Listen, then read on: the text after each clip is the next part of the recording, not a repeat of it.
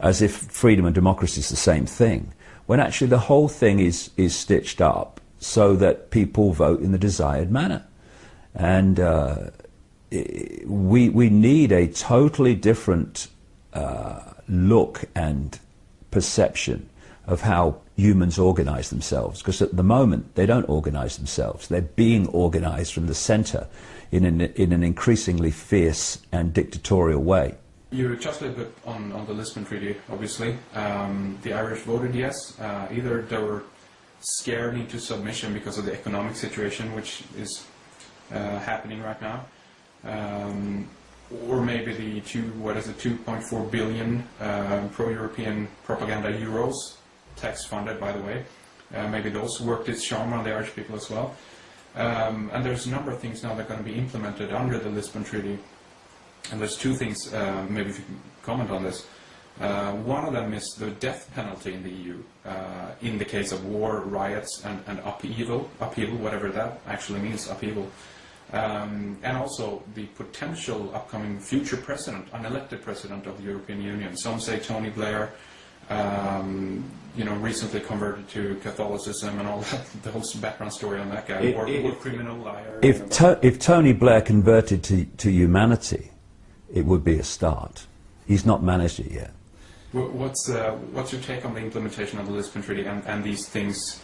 Mentioned death penalty and Tony Blair. Do you think that they will be implemented and enforced? Do you think Tony will get in as well? Well, I think that's the way it seems to be going, and different people like Sarkozy, who I wouldn't trust to tell me the time in a room full of clocks, and Berlusconi, both of which are close associates of Tony Blair, because they're all in the cabal.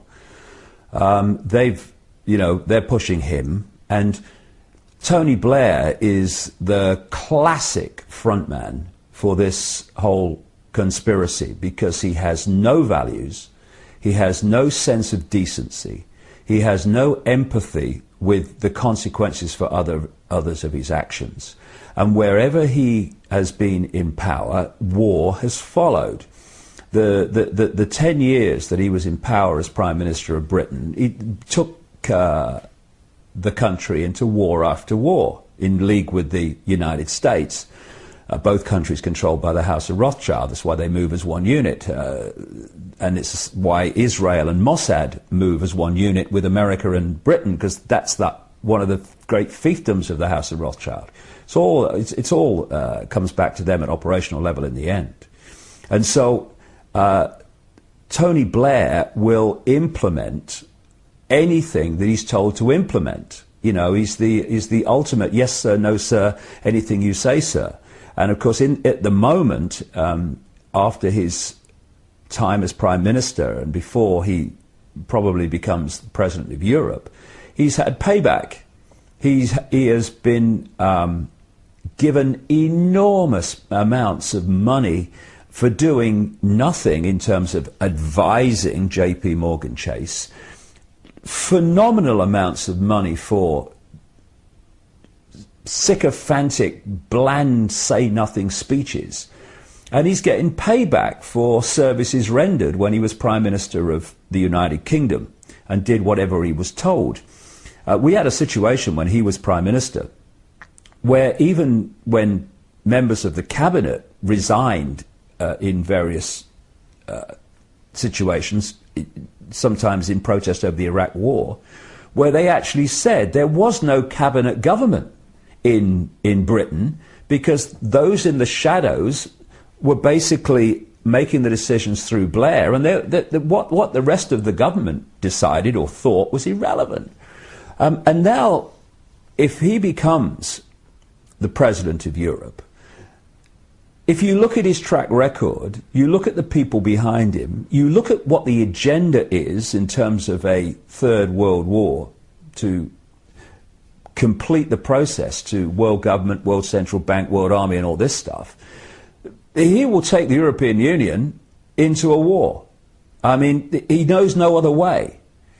And so the very fact that this was pointed out to the Irish people, what you're voting yes for is almost certainly this valueless, lying cheat to become, in effect, your head of state.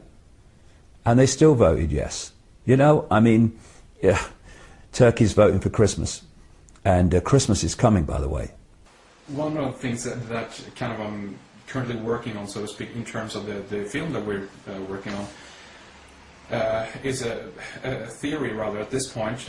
Some of the evidence seems to point out that the European Union is basically the recreation of the Roman Empire, or the Holy Roman Empire, pretty much. Yep. The Lisbon Treaty documents, once they are signed, are, for instance, they're lodged in Rome. The major step forward in the EU back in '57 was, of course, the signing of the Treaty of Rome, yeah. Tony Blair converted to Catholicism, again, potentially becoming the first president.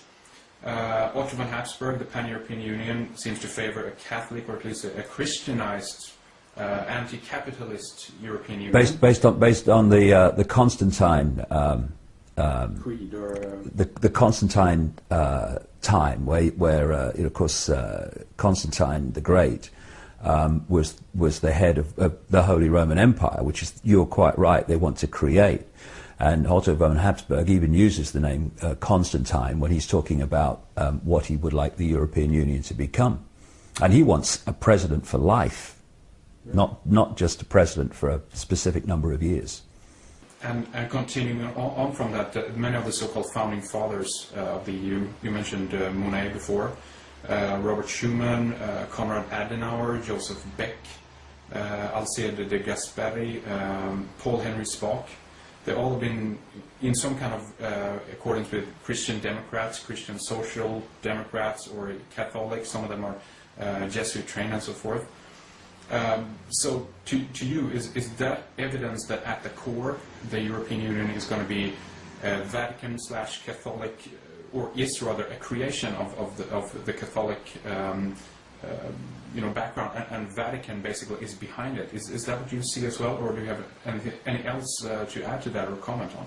Well, Rome is the center of so much, and there's a good reason for that. When these network of interbreeding bloodlines came out of ancient Mesopotamia and ancient Egypt, Sumer, Babylon, at least one stream of them, and their priesthood is the secret society network through which they operate, relocated to Rome and created the Roman Empire. Of course, it created the Christian Church. But the Christian Church, the Roman Church, and now the Roman Catholic Church, was the Church of Babylon relocated. And the holy days of the Church of Babylon, or the holy days of the Church of Rome, just use different names.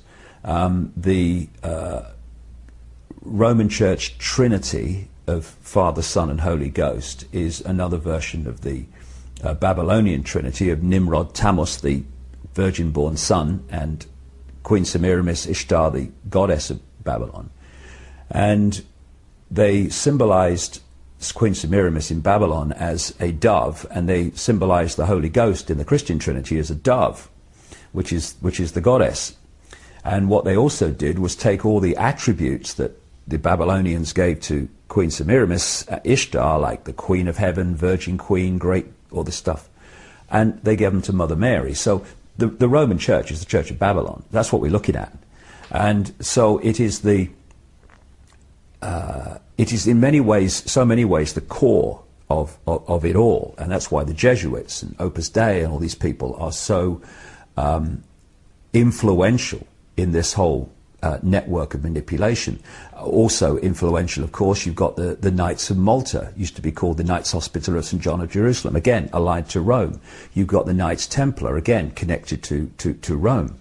And so, yes, that's a massive vortex of control and manipulation. And it's no accident, as you rightly point out, that we have the Treaty of Rome and all these things within the European Union. And London is another major operational centre. But, Rome is massive. And it is a recreation in so many ways of the Roman Empire. Because people don't realise that, the Roman Empire is supposed to be, from history, but our very laws are created on the Roman system.